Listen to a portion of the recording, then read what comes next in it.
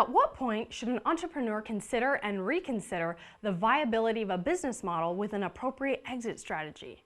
Thinking through what you believe is the appropriate exit strategy for a business or how you want the business to move forward should be done day one, because there's a lot of implications, number one, on who you hire, how important are equity, compensation, and other factors for building your business.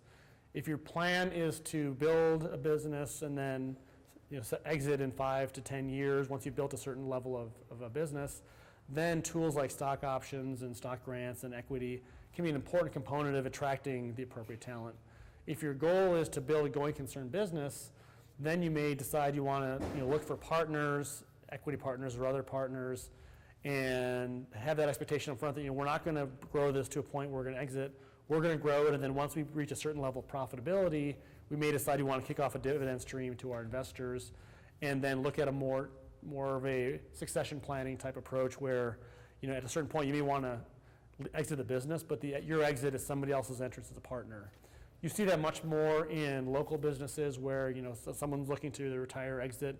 They bring on one protege who's going to move into a slot after some transition period. So thinking about it up front is very important, and then from there, obviously things can change, your conditions can change, but to give employees stock options in a business that you don't expect to have liquidity is not fair to anybody in the picture. So make sure up front you have at least a game plan of what you believe your goals are with the business.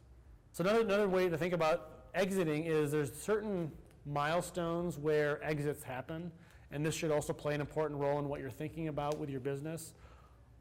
The first level is you build some technology, validate that it works, validate there's a product, and then what you're doing is selling to another company some technology. Those are lower risk, but also much lower upside returns.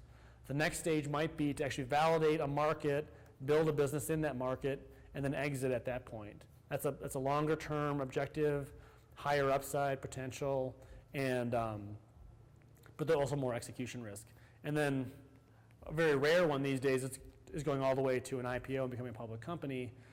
And all of those have very different exit strategies and you have different capital requirements. So all that should be at least thought through up front and modified as deem fit.